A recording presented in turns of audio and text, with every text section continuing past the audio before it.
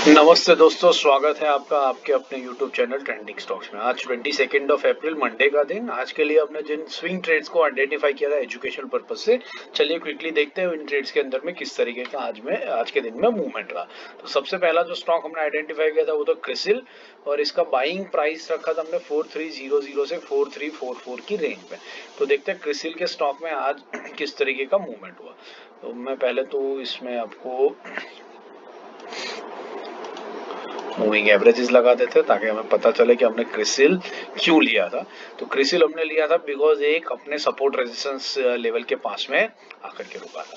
यहाँ पर अगर हम 15 मिनट्स के टाइम फ्रेम पर देखें तो ये स्टॉक ऊपर ओपन हुआ, ये ओपन ही हो गया कहीं पे 4387 के पास में, मतलब हमारी रेंज से काफी ऊपर ये स्टॉक ओपन हुआ।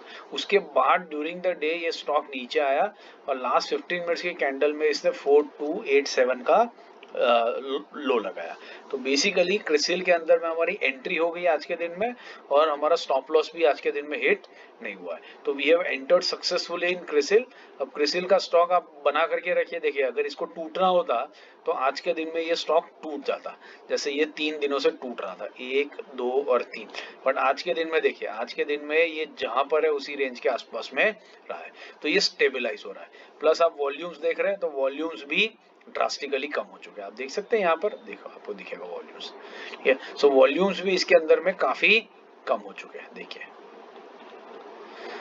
वॉल्यूम्स आर ग्रेजुअली डिक्लाइनिंग, जैसे जैसे नीचे जा रहे हैं वॉल्यूम्स कम होते जा रहे हैं। ठीक है, सो ये कंसोलिडेट कर रहा है और कल के दिन में फिर धीरे धीरे ये स्टॉक यहाँ से ऊपर जाना भी मूव करना शुरू कर सकता है। अगर ये नीचे ही आता है तो 4280 पे हम स्टॉप लॉस ले लेंगे। बाकी हमारी एंट्री परफेक्टली 4300 के आसपास में हो चुकी है और इस स्टॉक के अंदर में हम बने रहेंगे। दूसरा स्टॉक जो हमने आइडेंटिफाई किया था वो था AIA इंजीनियरिंग। देखते हैं उसका चार्ट किस तरीके से आज मूव किया है। Let's look at the chart. उसका लेवल पहले देख लेते हैं।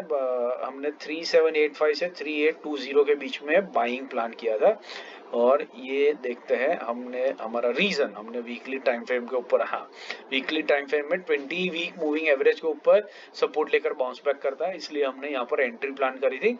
ये स्टॉक ने आज के दिन में अगर हम देखें तो लो लगाया कितना, 3832 का, और हमारा एंट्री पॉइंट था 3820। मतलब ये स्टॉक हमारे एंट्री लेवल के पास में आया ही नहीं। बट आप देख सकते हैं कि ये अपने 20 वीक मूविंग एवरेज के आसपास में ही होवर कर रहा है। तो कल के दिन में भी आप इस स्टॉक को वॉच लिस्ट पे रखिए। हो सकता है कि स्टॉक जो है ये वाली गैप को बहुत इजीली फिल कर दे, बहुत क्विकली तेजी से आ जाए और नीचे अपने 20 वीक मूविंग एवरेज के ऊपर सपोर्ट लेकर के बाउंस बैक करना शुरू करे, जैसे इसके आगे वाली कैंडल में, यहाँ पर ये वाली कैंडल में स्टॉक ने किया था। तो वैसा ही आप इस कैंडल के लिए भी वेट कर सकते हैं। ये सिर्फ एक पॉज कैंडल है, और अगर यहाँ से स्टॉक ऊपर मूव करना शुरू करता है तो हम उसको कैंडल का हाई निकालते हुए ही एंट्री भी हम इसके अंदर में ले सकते हैं, क्योंकि अगला कैंडल तो ऑलरेडी 20 वीक मूविंग एवरेज पे बाउंस बैक दे चुका है। तो हो सकता है यहाँ से जर्नी सीधा सीधा ऊपर ही कंटिन्यू करे और नीचे भी ना आए। अगर मार्केट वीक नहीं रहेगा तो ये स्टॉक नीचे नहीं आएगा, सीधा ऊपर भी जाएगा, तो अब सीधा एंट्री भी उसके अंदर में कर सकते हैं। तीसरा स्टॉक जो हमने आइडेंटिफाई किया था वो था अपोलो हॉस्पिटल्स।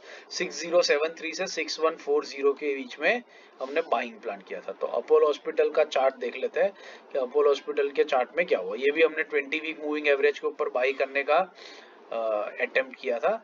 मैं ये लाइन हटा देता हूँ, और ये देखिए ये स्टॉक हमारा, इसने कितना लो लगाया, लो लगाया 6150 का, हमारा था 6140 का बाइंग। मतलब ये हमारे बाइंग लेवल पर आया ही नहीं। इनफैक्ट ये स्टॉक जो है वो हमारे एंट्री लेवल पर ही ओपन हुआ और वहीं से ये सीधा ऊपर भाग गया। आप देख सकते हैं इसकी ट्रेजेक्टरी, ये जहां ओपन हुआ यहाँ पर, यहाँ से ये स्टॉक सीधा ऊपर भागा है। देखिए, यहाँ ओपन हुआ और सीधा ही ऊपर गया है। तो हमें एंट्री मिलने का मौका भी इसके अंदर में नहीं मिला स्टॉक के अंदर में। पर आप देख सकते हैं स्टॉक नीचे आया, बाउंस बैक लिया, और फिर उसके बाद एक सॉलिड ग्रीन कैंडल बना करके स्टॉक कॉन्स्टेंटली ऊपर जाने की कोशिश कर रहा है, जो यहाँ पर आपको दिख रहा है। तो इसमें भी आप सेम लेवल को कल वॉच लिस्ट पे रख सकते हैं। चांसेस कम लग रहे हैं क्योंकि स्टॉक यहीं से सीधा ऊपर निकलेगा। बट अगर मार्केट कंडीशन वीक होती है और स्टॉक नीचे आ जाता है तो 20 वीक मूविंग एवरेज के आसपास में आपको अच्छी एंट्री भी मिल सकती है। तो आशा करता हूँ आपको ये वीडियो पसंद आया होगा, एनालिसिस पसंद आया होगा। पसंद आया हो तो लाइक शेयर सब्सक्राइब कर दीजिएगा, अपने दोस्तों के साथ भी शेयर कीजिएगा। Thank you and have a great day.